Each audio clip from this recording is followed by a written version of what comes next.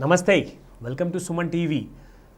Penney stocks to multi bagger stocks, అలాగే దాంతోపాటు ఎటువంటి kind of under performing stocks ఉండబోతున్నాయి, ఈ రెండు వాటి గురించి ప్రత్యేకంగా ఈ వీడియోలో మనం మాట్లాడుకోబోతున్నాము. అయితే ముఖ్యంగా ఏంటంటే ఇటువంటి స్టాక్స్లో మనం ఎలా ఐడెంటిఫై చేయాలి, దానికి ఎంత టైం అవసరము, వాట్ ఈజ్ ది కమిట్మెంట్, అవన్నీ డీటెయిల్స్ కాస్త మనం చూసుకుంటే చాలామంది ప్రేక్షకులకి ఆన్ డే టు డే బేసిస్లో ఉద్యోగం కానివ్వండి, బిజినెస్ చేసేవాళ్ళు కానివ్వండి, వాళ్ళు డిఫరెంట్ కైండ్ ఆఫ్ కమిట్మెంట్స్లో ఉంటారు. సో మీ అందరికీ ఒక సపోర్ట్ లాగా ఉండే ఒక మంచి reference video for the rest of your life.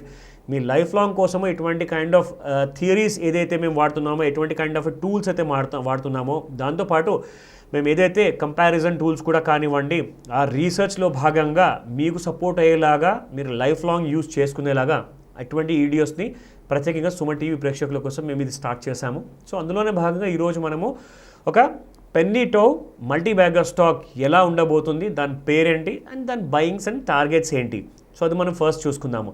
So coming up company వెబ్సైట్తో మనం స్టార్ట్ చేద్దాం ఫస్ట్. సో ఇప్పుడు మీరు చూస్తున్నారు landmarkproperty.in, ఇది వాళ్ళ అఫీషియల్ వెబ్సైట్ అండి. సో ఈ స్టాక్ పేరు వచ్చేసేసి LPDC అనమాట. L for London, P for Poona, D for Delhi and C for Kolkata. In fact ఈ కంపెనీ ఒక real estate kind of investments and real estate కన్స్ట్రక్షన్స్లో ఉన్న కంపెనీ ఇది. సో వీళ్ళ గురించి డీటెయిల్స్ మనం చూసుకుందాము. Introduction of the company, Konark minerals limited అనమాట. This was incorporated as Konarks minerals. So ఈ కంపెనీ 1976 December 28 స్టార్ట్ అయిందండి యాజ్ అ పబ్లిక్ లిమిటెడ్ కంపెనీగా. సో అండర్ ది ఒరిస్సా స్టేట్లో under the provisions of companies act 1956, and వీళ్ళ కంపెనీకి certification of commencement of business 19th January 1977కి రావడం జరిగింది. అండ్ దాంతోపాటు KML wholly own subsidiary of OCL as a result of the reorganisation by way of demerger అనమాట. So through the scheme of arrangement vide high court order on the 27th November 2007కి రావడం జరిగింది. దాని తర్వాత ఒక రియల్ ఎస్టేట్ అండర్టేకింగ్ లాగా ఈ company start చేశారు. అండ్ దాంతోపాటు వీళ్ళ కంపెనీ ప్రమోటర్స్ గురించి డీటెయిల్స్ ఇక్కడ ఇచ్చారు. సో వీళ్ళ డీమర్జర్ తర్వాత వీళ్ళ హోల్డింగ్స్ గురించి డీటెయిల్స్ ఇక్కడ ఇచ్చారు. ఎక్విటీ షేర్స్ ఎన్ని ఉన్నాయి, ₹1 ఫేస్ వాల్యూ ఈచ్ అని చెప్పేసి ఇక్కడ ఇచ్చారు, which is representing to about 61.30% in the total issued క్యాపిటల్లో. So Gaurav Dalmia, he is the executive vice chairman, managing director and CEO of the company, and వాళ్ళ డీటెయిల్స్ ఇక్కడ ఉన్నాయి. దాంతోపాటు వీళ్ళ రిజిస్టర్డ్ ఆఫీస్ అండ్ వీళ్ళ company registrar and share transfer agent details కూడా ఇక్కడ వచ్చారు. అండ్ ముఖ్యంగా మనం చూసుకోవాల్సింది అబౌట్ ల్యాండ్ మార్క్ కంపెనీ డీటెయిల్స్తోనే కాకుండా we have the share holders information, దాంతోపాటు ఇన్వెస్టర్ ఇన్ఫర్మేషన్ డీటెయిల్స్ ఉన్నాయి. కార్పొరేట్ గవర్నెన్స్ ఇష్యూస్ ఏదైనా ఉంటే దాని గురించి కూడా మీరు తెలుసుకోవచ్చు.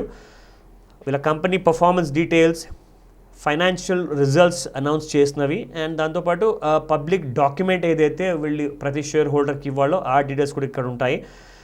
ఇన్వెస్టర్ గ్రీవెన్స్ రిడర్సల్ సెల్, ఎందుకంటే any investor if they feel that ఏదన్నా ఇష్యూస్ ఉన్నాయి, అది సార్ట్అవుట్ అవ్వట్లేదంటే అది కాస్త ఇక్కడ మీరు ఈ ట్యాబ్లోకి వచ్చేసి మీరు చెక్ చేసుకోవచ్చు. అండ్ వీళ్ళ కాంటాక్ట్ అడ్రస్ డీటెయిల్స్ కూడా ఇక్కడ ఇచ్చారు వీళ్ళు. So you can also check out all the details here. Contact address details కూడా ఉన్నాయి ఇక్కడ.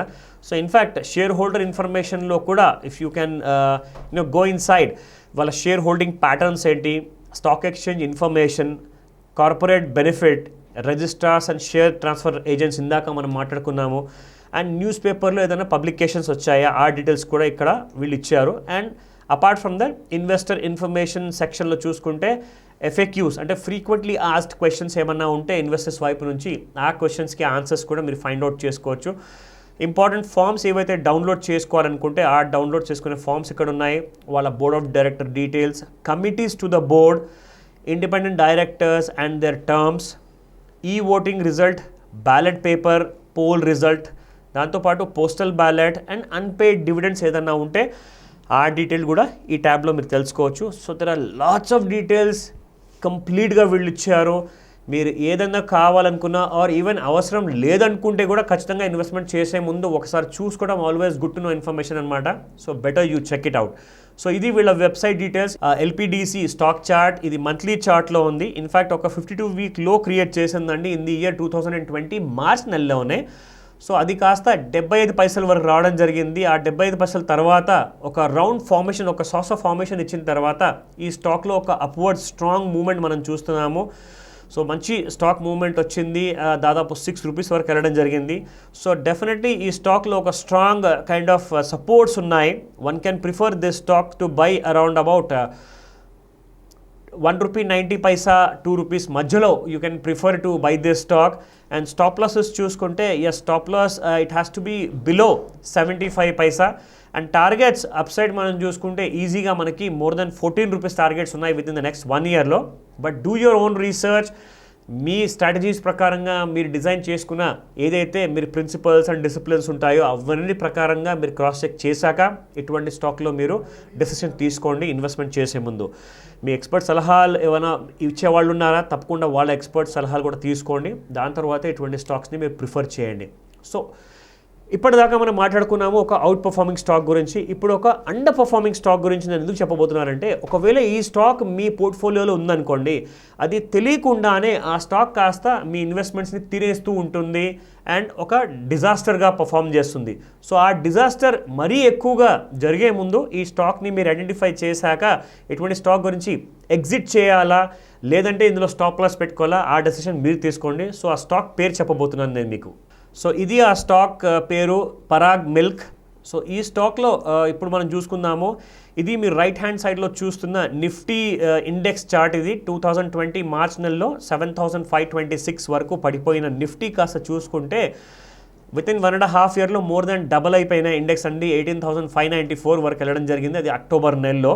సో స్టాక్ ఇంత స్ట్రాంగ్ పర్ఫార్మెన్స్ చేశాక స్టాక్స్ కనీసం ఇండెక్స్ ఒకవేళ 2 to 2.5 టైమ్స్ పెరిగిపోయిందంటే స్టాక్స్ కనీసం 3 to 5 టైమ్స్ ఆర్ 10 టైమ్స్ పెరగడం చాలా కామన్ అది. సో అటువంటిది మనం చూసుకుంటే ఈ స్టాక్లో కాస్త అండర్ పర్ఫార్మెన్సే కనిపించింది. ఇన్ఫ్యాక్ట్ ఈ టాప్ లెవెల్స్ చూసుకుంటే దాదాపు 276 2019 నుంచి చూసుకుంటే ఒక మేజర్ ర్యాలీ అంటూ మనకు కనబడలేదు ఈ స్టాక్లో. There was only a small kind of dead cat bounce rally లాంటి ర్యాలీ రావడం జరిగింది. దాని తర్వాత ఈ స్టాక్ పడిపోతుంది.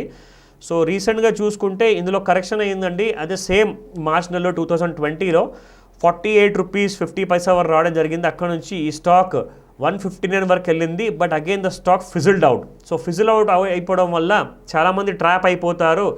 బుల్ మార్కెట్లో ఉన్నాం, పెరిగిన స్టాక్ ఉంది, ఇంకా పెరగబోతుందనే ఉద్దేశంతో చాలామంది కొనున్నారు అండ్ ఈమెయిల్స్ కూడా పంపించారు ఇటువంటి స్టాక్స్ గురించి రీసెర్చ్ చేయమని చెప్పేసి. సో అందుకే నేను మీకోసం ఈ వీడియో చేస్తున్నాను. సో ముఖ్యంగా ఇటువంటి అండర్ పర్ఫార్మింగ్ స్టాక్స్ ఏవైతే ఉంటాయో ఇంకా అండర్ పర్ఫార్మర్గా ఉండబోతున్నాయి రాబోయే సంవత్సరాల్లో. సో కాబట్టి జాగ్రత్తగా ఇటువంటి స్టాక్స్ గురించి నిర్ణయం తీసుకోండి, ఎగ్జిట్ చేయండి ఆర్ స్టాప్ లాస్ పెట్టుకోండి. మరిన్ని మంచి వీడియోస్తో నేను మీ ముందుకు వస్తాను. Thank you once again.